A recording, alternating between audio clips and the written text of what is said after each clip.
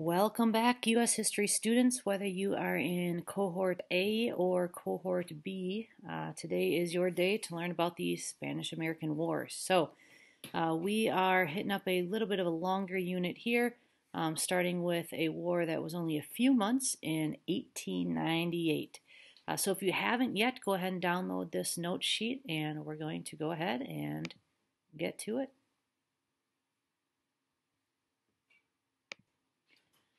All right, over the next week or so, we are going to take a look at a couple of wars.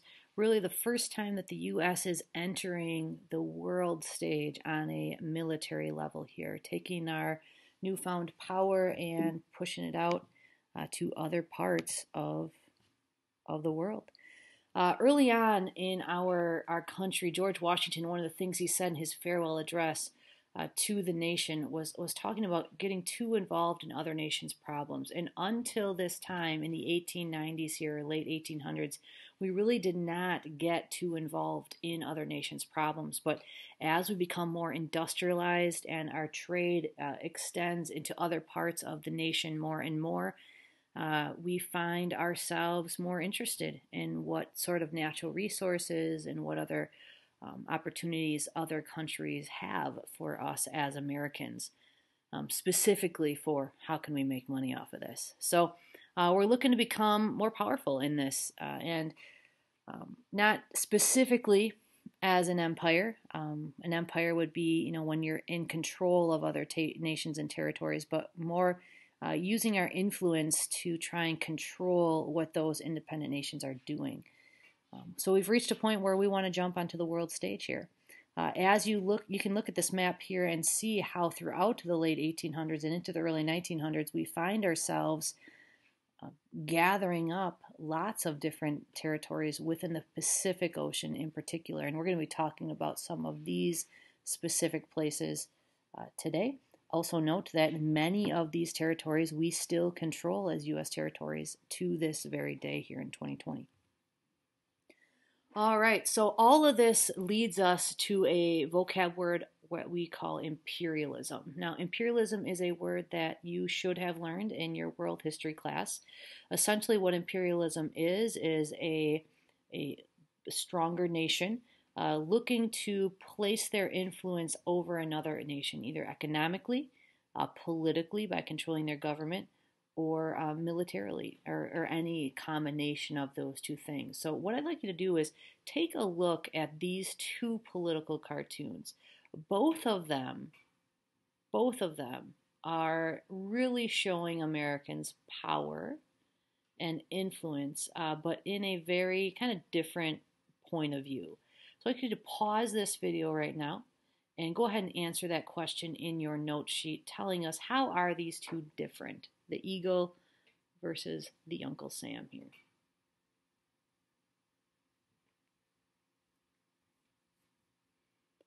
All right, I look forward to reading your answers on that. Getting into the Spanish-American War in particular here, this war is going to take place in a couple of different places. One is in Cuba, and the other one is going to be over in the Philippines, and we'll get to that part second. It's really going to start with Cuba. Cuba at the time is an island nation. You can see the U.S. is right here on this map, just 90 miles away, not very far at all. At this time, we already had some economic interest in Cuba. There were Americans that owned certain fruit plantations and things like that in Cuba, so we had a connection to Cuba already.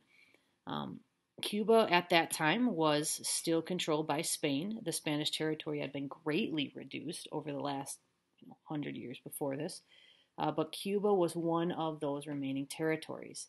And we felt as Americans that you go back to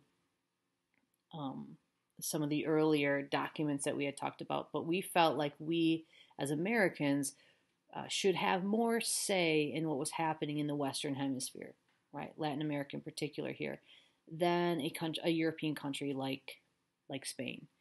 And so we began as much as we could to have some interest and some influence in Cuba. And when Cuba started talking about wanting their independence, we, of course, said, hey, we can help you out with that. Cuba itself had a lot of other issues. The Spanish government was not treating them very well. And so the media in America was going to take this opportunity to tell these terrible, terrible stories about what's happening to the Cuban people.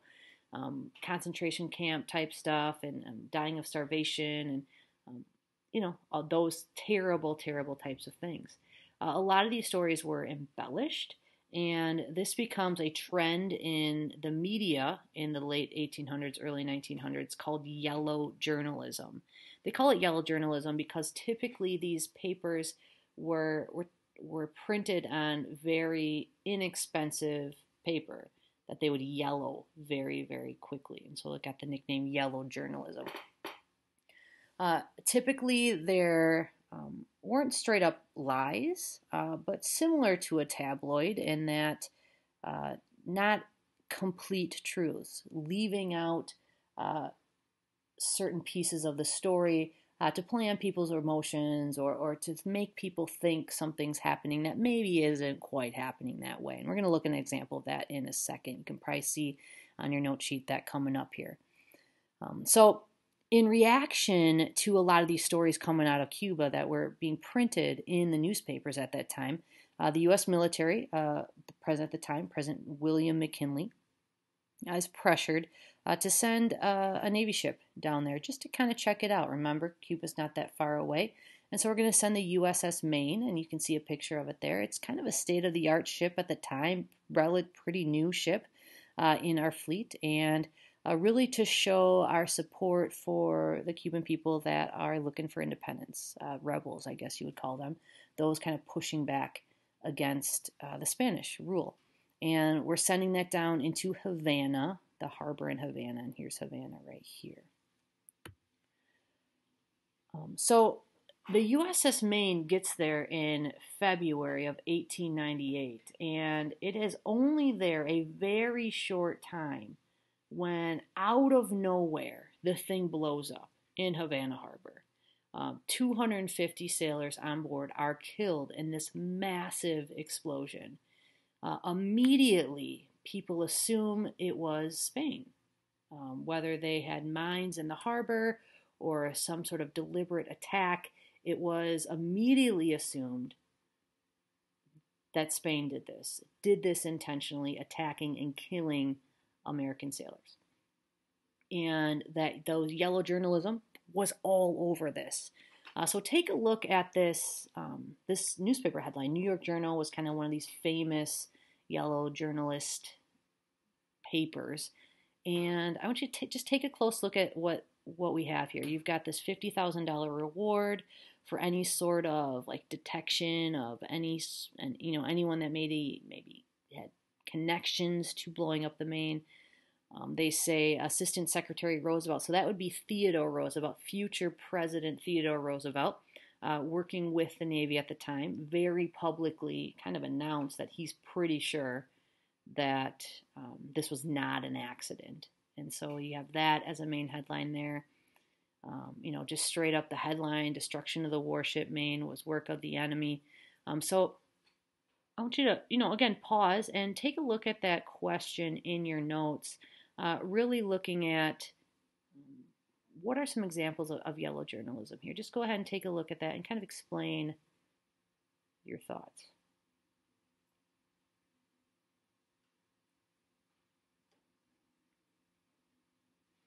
Right, while you're doing that, I am going to play this video.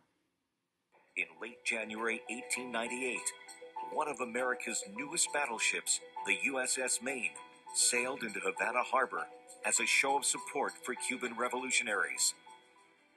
But on February 15th, the USS Maine suddenly blew up in Havana Harbor.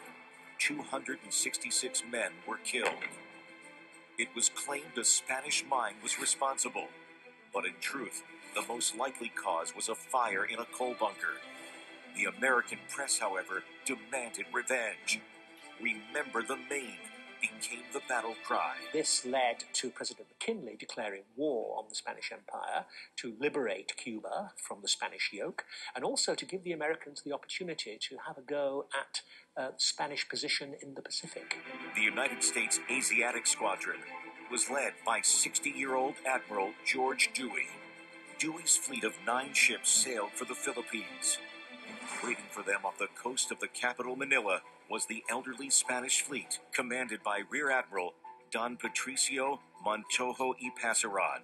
Spanish Admiral Montijo realized that his force of colonial cruisers, many of them built of wood, quite obsolete with short-range weapons, would be completely outclassed by the Americans. So he put them as close to the shore as possible so that when they sank, the crew might have a chance of getting ashore. On the early morning of May 1st, 1898, the Olympia led Dewey's fleet into Manila Bay with her 4 8-inch guns mounted on turrets, 10 5-inch guns for broadsides, and 21 smaller 15-caliber guns. The flagship was an impressive sight, and unlike his predecessors, Dewey didn't have to worry about the wind. Steam power offered him a variety of tactics. As he comes into Manila Bay, Dewey has a choice. He can either anchor up opposite the Spanish fleet and just exchange fire with them until he wins, or he can reduce the risk to his own ships by keeping underway and making his ships a more difficult target for the Spanish gunners.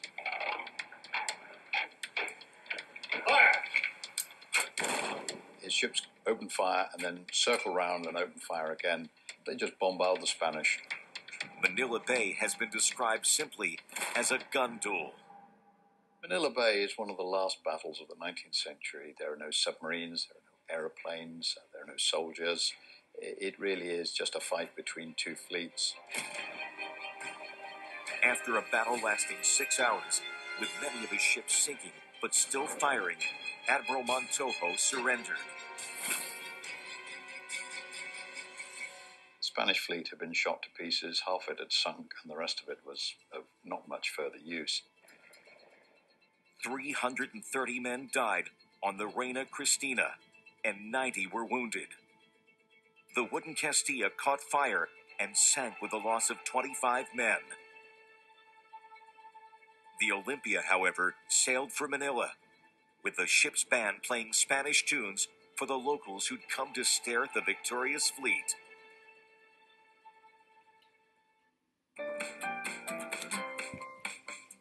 All right, so that is going to preview for us the war too, but gave you that recap of the Maine. Just like the video said, the reaction to this was hard and fast. Huge hatred for Spain, definitely fueled by these yellow journalist stories that continuously come out as people start to dig into what could have really happened here. There were anti-imperialist ideas as well. These would be people that do not believe that the U.S. should be connected to Cuba at all, that we have really no business helping Cuba in any way, shape, or form, whether the Maine was blown up or not. We shouldn't have been there. Probably the most famous anti-imperialist at the time was a guy by the name of Mark Twain. So if you've read Huckleberry Finn or Tom Sawyer, of course, he's the author of those books, but very vocal at this time period against U.S. involvement in other countries, especially militarily here. There is a pretty dramatic memorial for those 250 members of the USS Maine in Arlington National Cemetery. You can see it there, part of the ship as part of that memorial, but kind of a cool thing to look at if you ever get a chance to go to Arlington. So with that, war is on.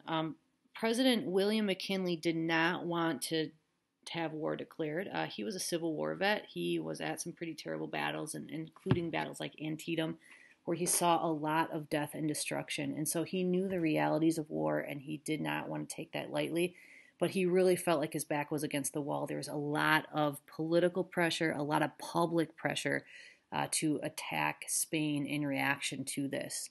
The strategy for this war is going to be, remember, this is a war not against Cuba, this is a war against Spain. And so the war itself is going to go, and we're going to get Spain in different Spanish territories. So one of the first things we're going to do is we're going to go to the Spanish territory of the Philippines. This was a way to kind of distract Spain and destroy the Spanish fleet before they get a chance to come down to Cuba and help out the Spanish commanders that are there. So the video did talk about that Spanish fleet being destroyed. We had kind of state-of-the-art ships at the time. We'd come a long way in our Navy. The Industrial Revolution definitely played into that too. And the Spanish fleet was really super outdated. We're looking at, iron and metal against wooden ships. And it doesn't take much, as the video said, to destroy the Spanish fleet in minutes in Manila Bay. From there, the U.S. is going to get an opportunity to go ashore.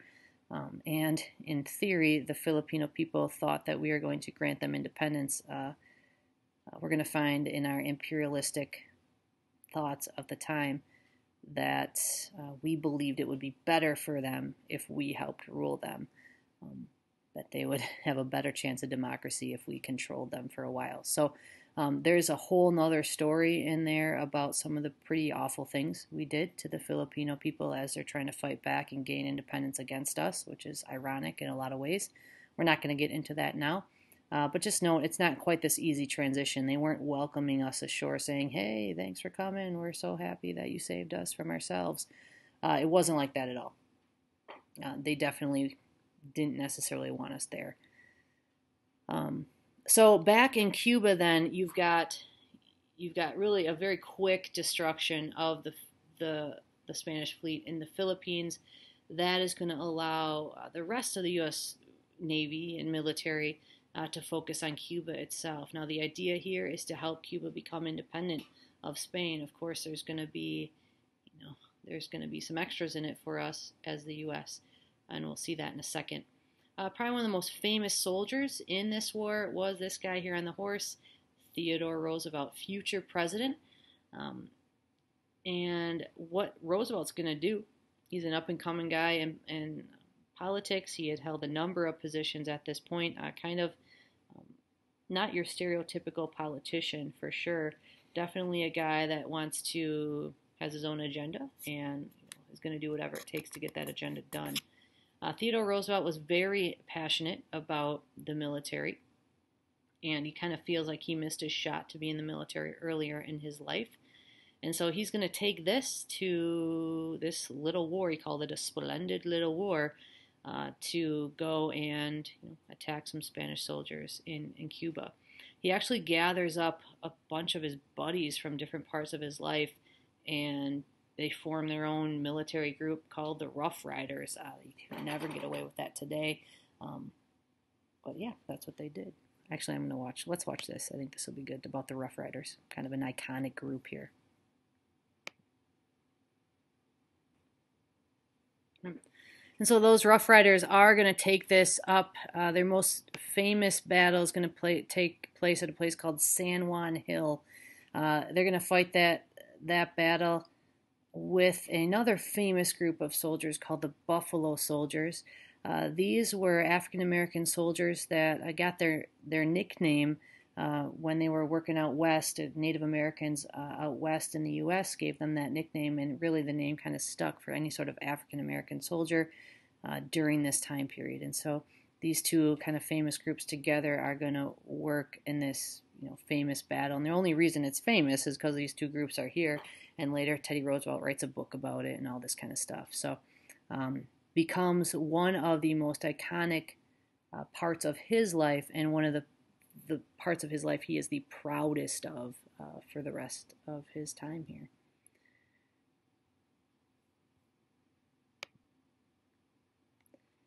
All right, so taking a look at the aftermath of the war, this is a short war. It only lasts a few months. The U.S. is able to dominate Spain. As a result, we're going to get some major territory in the Pacific region, the Philippines for sure.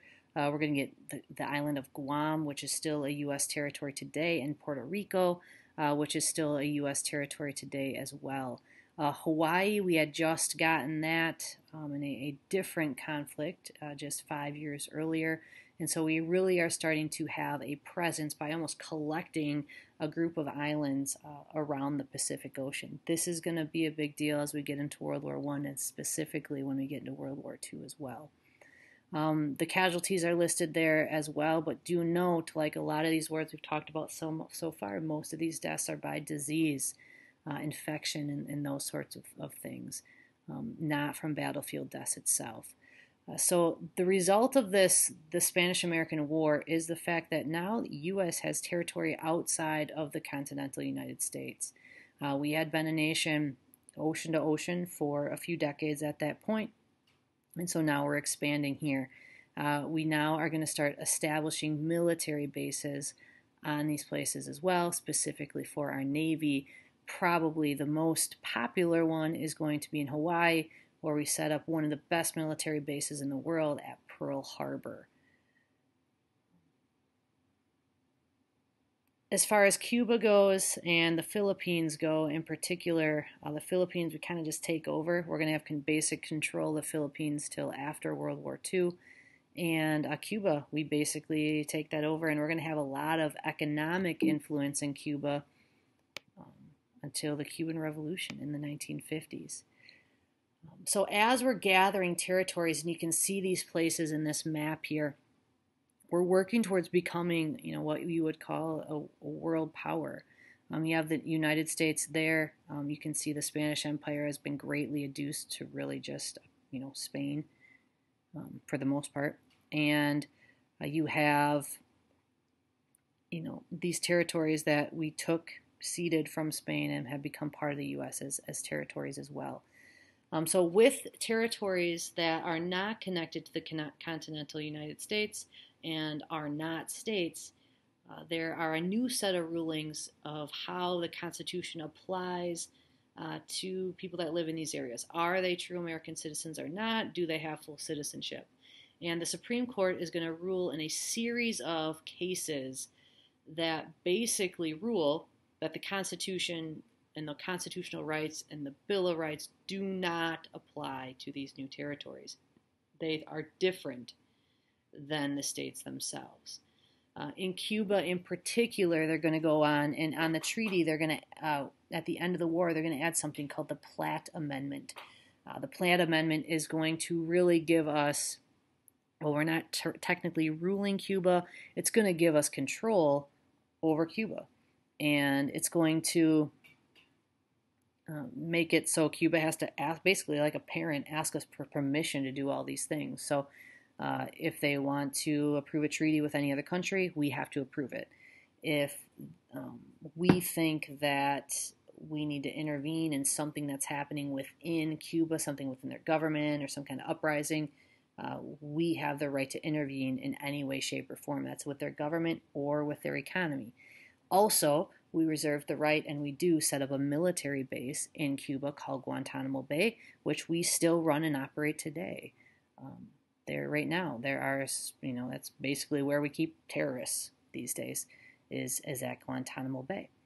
So that is carryover from this specific war. We get that right in the Platt Amendment. All right, we're going to watch a couple of videos here to wrap this up. This one here will give us a nice overview of what we've talked about here today.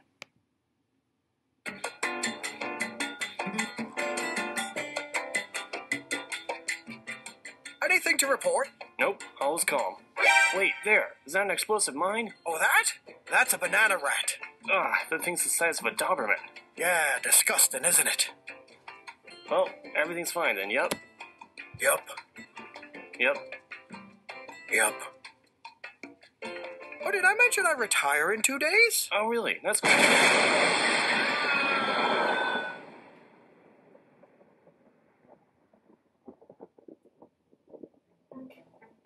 Remember when Spain was the most dominant power in the Western Hemisphere? This was them in 1790. 100 years later, not so much. And revolutionaries in Cuba wanted to be added to the list of former colonies in 1895, but Spain was having none of it. Enter General Valeriano Weyler, the governor of Cuba, tasked with crushing the rebellion. He's perhaps best known for his reconcentration camps, but like any M. Night Shyamalan film, his came with a twist. I see dead people. He didn't detain rebels or undesirables. His camps detained the Cuban people. 1.5 million Cubans, 1/3 of the population, were at gunpoint forced to abandon their homes for these camps that, surprise, had inadequate food, inadequate supplies, inadequate housing, medical treatment, basically everything. And 400,000 Cubans died, earning Weyler the nickname The Butcher. Who gave him this name? These guys, American newspaper publishers like Joseph Pulitzer and his New York World and William Randolph Hearst and his New York Journal. And these guys hated each other just as much as they loved selling papers using yellow journalism, or sensationalism and crude exaggeration. And readers couldn't get enough of the patriotic Cubans fighting against the tyrannical and sometimes tawdry Spanish. But the papers and the public weren't enough to have the U.S. intervene in the Cuban War for independence. You would need the businesses and politicians too. See, the late 1800s was all about imperialism, finding new markets and people to, trade with you. The U.S. had dabbled in this, sending Commodore Matthew Perry to go open Japan and helping Sanford Dole to rearrange the power structure in Hawaii. But why go all the way over there when there's a perfectly good Civil War-ravaged island in your own backyard? Many in Congress felt that if the U.S. was going to be a big boy country, it was going to have to start poking its nose in international affairs. So when the USS Maine was sent to protect the American interests in Cuba, namely sugar plantations, and mysteriously blew up on February 15th, 1898, the people were like, big business was like, war hawks were like, Mark Twain was like, no. And Hertz and Pulitzer were like, Hertz, you old hugamaga, did you hear about Havana? Went kaboom, whole ship's out of print. You afternoonified on the why? Why? Why's it matter? We're gonna sell a lot of gray ladies. Sure are, you old gooby windbag. Four flusher, Mons Watcher? fusty lungs. Are we gonna do this or what? Yellow journalism was in full effect. Crisis is at hand. Spanish treachery.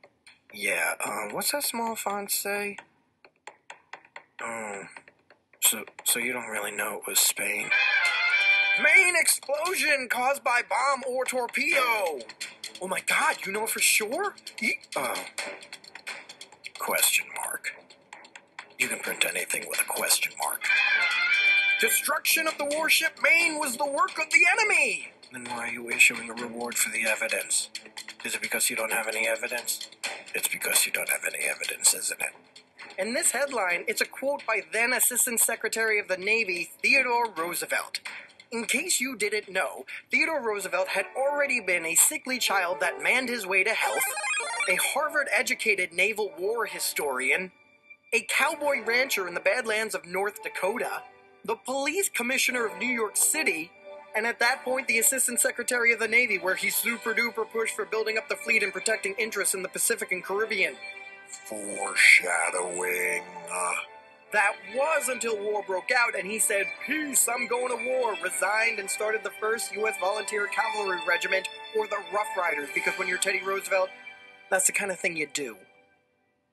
Anyway, war had been declared against Spain by Congress and signed by vampire-looking President William McKinley, only the 3rd time in American history that war had been declared. And to this declaration of war, the Teller Amendment was added that said, no, we're not trying to make Cuba a colony. No.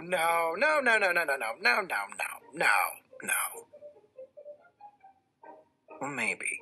So the fighting began on the other side of the planet. The modern U.S. warships, thanks Teddy, pulverized the outdated Spanish fleet at Manila Bay in the Philippines and gave America control of Spain's Pacific outpost.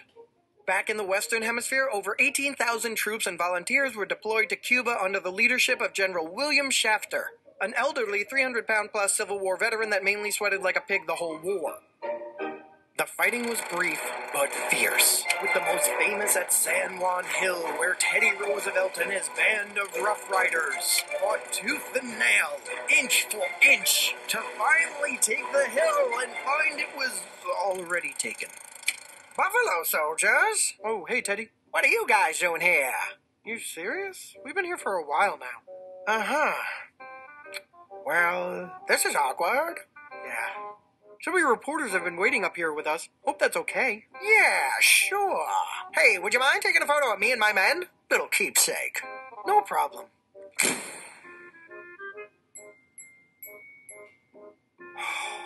6 weeks after it started, the fighting was over. A splendid little war in which only 385 Americans died from combat, and another 2,000 died from disease and other causes. It's probable that more soldiers died from rotten canned meat than fighting. Wonder if anybody's gonna do anything about that later. And now it was time to end the war with the Treaty of Paris. Seriously, another Treaty of Paris? You guys need to pick a new place to make peace. Whoa, buddy. I got this. You don't need to bother coming in here. Are you sure? Yeah, just a bunch of legal stuff. Go enjoy your independence. You earned it. I don't know. I kind of think I should be there. Why? I already passed the Teller Amendment saying we're totally not going to make you a colony. Well, I gotta go. Spain's getting antsy.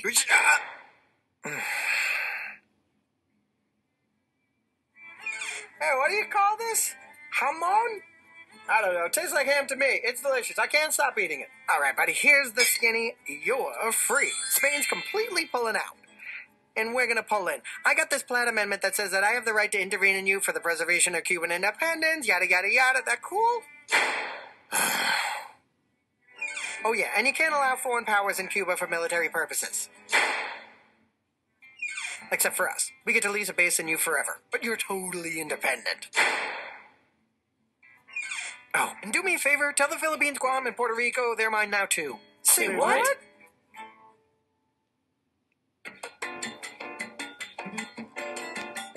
All right, so great summary of really the whole thing for you, going over pretty much everything that we've talked about in this lecture here today.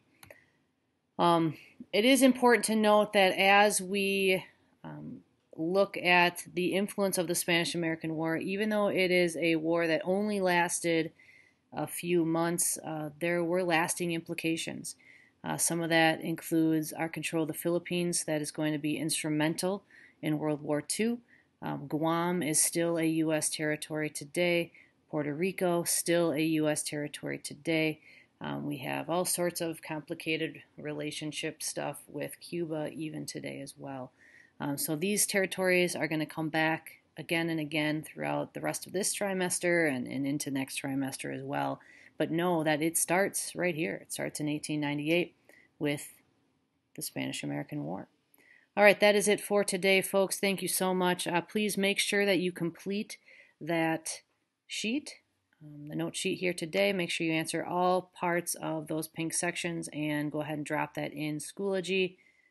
And we'll see you tomorrow. Don't forget, test tomorrow on the Civil War. Let me know if you have any questions. Have a good day.